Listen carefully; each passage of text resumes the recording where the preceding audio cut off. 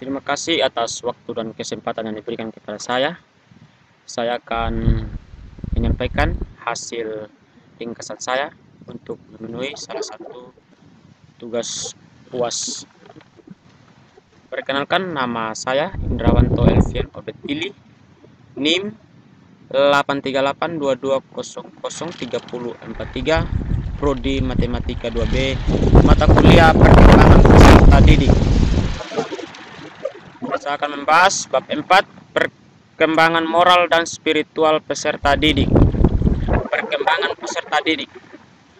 Definisi perkembangan moral dan spiritual peserta didik. Moral merupakan tingkah laku manusia yang berdasarkan atas baik buruk dengan landasan nilai-nilai dan norma yang berlaku dalam masyarakat. Di sini bahwa tingkah laku manusia itu berdasarkan pada baik buruknya sifat manusia dan memiliki nilai dan norma yang baik dalam kehidupan masyarakat sehari-hari. Dua moral terdiri atas dua bagian, itu amoral dan non moral, yang merupakan perilaku yang tidak baik sesuai dengan harapan sosial, yang lebih disebabkan karena ketidakkacauan terhadap harapan kelompok sosial dari pada pelanggaran sengaja terhadap standar kelompok.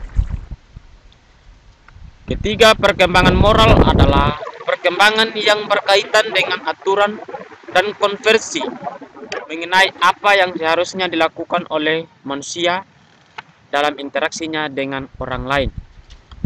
Perkembangan moral ini adalah berkaitan dengan aturan konvensi, bagaimana manusia berinteraksi antara sosial manusia dengan manusia.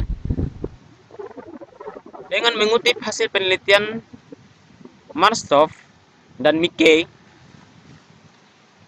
Hasan menyebutkan beberapa kata-kata kunci yang bisa dipertimbangkan, yaitu meaning, yaitu makna, bagaimana suatu yang disignifikan dalam kehidupan manusia sebagai situasi dan yang dapat mengarahkan ke suatu tujuan tertentu. Kedua, values, nilai-nilai. Ini bahwa nilai-nilai yaitu kepercayaan dan standar kehidupan kita. Bagaimana kita memiliki kepercayaan dan etika supaya kita dihargai oleh masyarakat yang ada pada saat ini. Yang ketiga, transcendences, yaitu transendensi. Transendensi ini merupakan pengalaman dan kesadaran penghargaan terhadap dimensi transendental bagi kehidupan di atas diri seseorang. Yang kelima, becoming, menjadi. Bagaimana kita bisa membuka kehidupan yang refleksi dan dari pengalaman kita, termasuk juga seorang yang bagaimana seorang bisa mengetahui kita apakah kita menjadi seorang ahli, seorang guru atau dan lain-lainnya. Bagian B, karakteristik perkembangan moral spiritual peserta didik. Tahap-tahap perkembangan moral dapat dibagi sebagai berikut. Pertama, tingkat prakonvensional. Pertimbangan moral anak pada usia ini disebabkan pada akibat-akibat yang bersifat fisik dan hedonistik.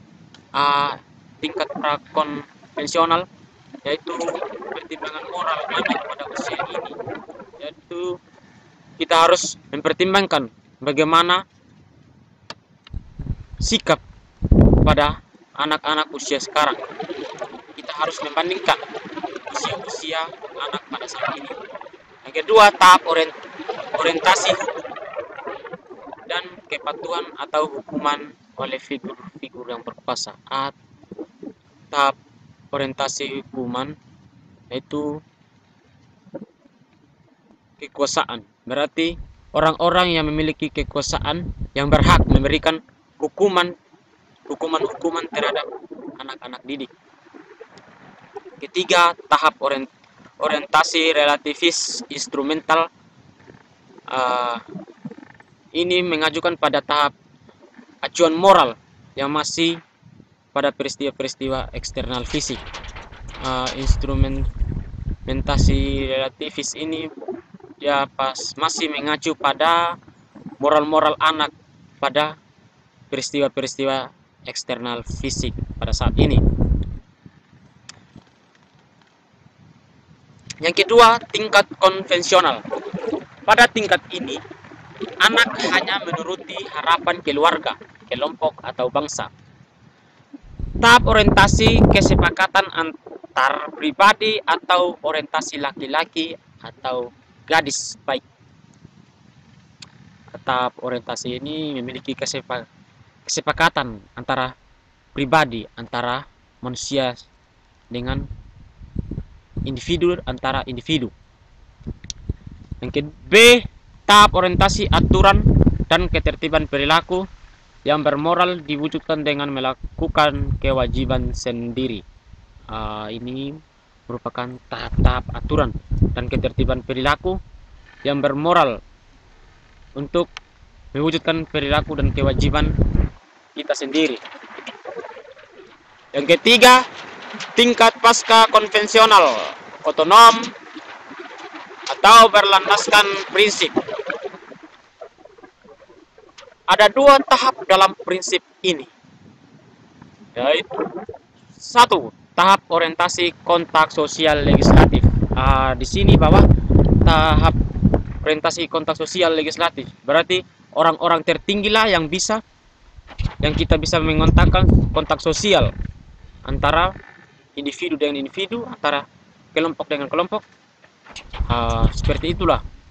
Kedua, tahap orientasi prinsip etika universal.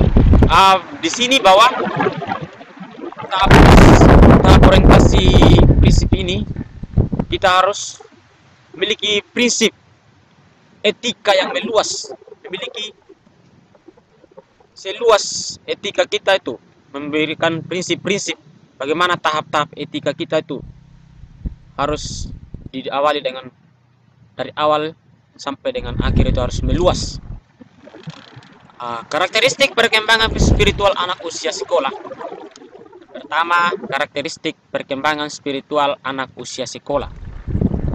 Di sini bahwa karakteristik perkembangan spiritual anak usia sekolah yang dimaksudkan adalah bagaimana perkembangan spiritual anak usia pada saat ini, apakah karakter mereka sudah membaik atau belum. Yang kedua, karakteristik perkembangan spiritual remaja. Di sini bahwa apakah karakteristik perkembangan spiritual remaja sudah melebihi dari anak usia sekolah atau belum. Seperti itulah karakteristik perkembangan spiritual remaja. B, faktor yang memengaruhi perkembangan moral dan spiritual peserta didik. Secara keseluruhan dalam usaha pembentukan tingkah laku sebagai pencerminan nilai-nilai hidup, tertentu banyak faktor yang memengaruhi, di antaranya pertama, lingkungan keluarga. Kita tahu bersama bahwa pembentukan tingkah laku itu diawali dari keluarga, karena keluarga lah yang mendidik anak-anaknya dari masa kecil sampai mereka dewasa, sehingga mereka mengetahui apa itu tingkah laku. Yang kedua, lingkungan sekolah. Di sini adalah lingkungan sekolah itu nomor 2, karena tingkah laku mereka itu sudah dibentuk dari keluarga. Di sini di sekolah bahwa sekolah hanya menambahkan atau membentuk mereka lagi supaya tingkah laku mereka itu bisa baik dan bisa diandalkan oleh masyarakat di sekitarnya. Yang ketiga, lingkungan pergaulan. Di sini bahwa masyarakat itu banyak sekali bahwa remaja-remaja pada saat ini pembentukan tingkah laku itu dalam lingkungan pergaulan. Pergaulan mereka pergaulan itu banyak, dan pergaulan itu memiliki dua bentuk, yaitu pergaulan yang tidak baik dan pergaulan yang baik. Di sini remaja atau harus betul-betul pandai memilih bergaul dengan sehat, pergaulan sehat, yang artinya pergaulan yang baik. Yang keempat, lingkungan masyarakat. Di sini bahwa pembentukan tingkah laku harus dicerminkan dengan nilai-nilai masyarakat.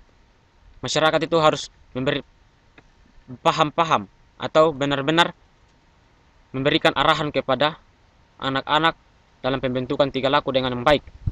Yang ketiga, faktor genetis. Yang terakhir, yang keenam, faktor penalaran. Terakhir, teknologi. Di sini bahwa teknologi itu memengaruhi tingkah laku kita, karena teknologi itu merupakan sebuah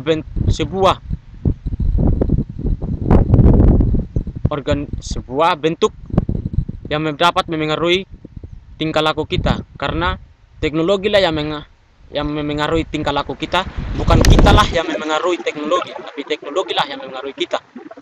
C. Implikasi perkembangan moral dan spiritual peserta didik dalam pembelajaran. Pendidik harus memiliki sifat sebagai berikut. Pertama, mempunyai rasa kasih sayang pada anak didik. Di sini bahwa pendidik harus mempunyai rasa kasih sayang terhadap anak didiknya, karena jika kita tidak mempunyai rasa kasih sayang terhadap anak didiknya, maka anak didik tidak akan sungkang-sungkang atau tidak akan mengikuti apa atau arahan yang dari pendidik.